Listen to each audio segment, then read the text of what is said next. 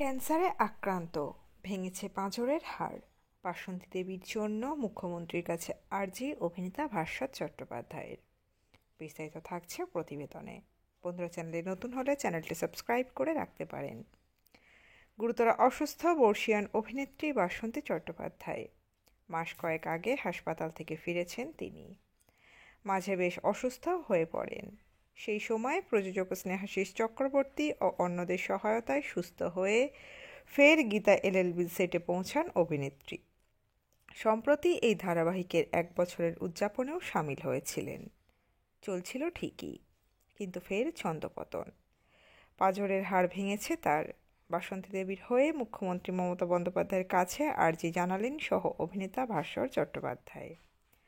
ভাস্বরকে স্নেহ করেন বাসন্তী দেবী। সেটে তার খোঁজ খবর নেন নিয়মিত। তার খেয়াল রাখেন ভাস্বর। তাই বাসন্তী দেবীর জন্য নিজের সমাজ মাধ্যমে পোস্ট দিয়ে ভাস্বর লেখেন, আবার অসুস্থ, কাজ করতে পারছেন না।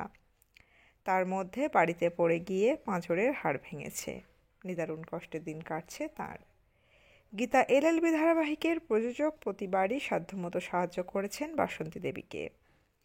এবার সরকারের কাছে সাহায্য চেয়ে ভাস্বর লেখেন, প্রতিবারের মতো স্নেহাশিস চক্রবর্তী তা আপ্রাণ সাহায্য করছেন।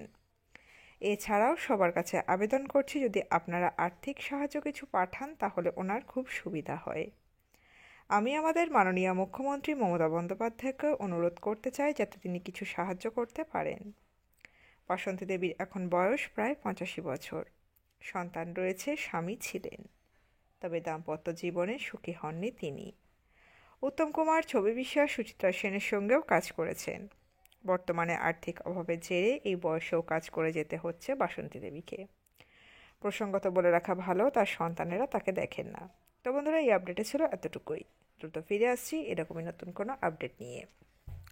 অজানা গল্প চ্যানেলের সঙ্গে থাকার জন্য সকল দর্শক বন্ধুকে অসংখ্য ধন্যবাদ। দেখতে থাকুন, চোখ রাখুন অজানা গল্প চ্যানেলে।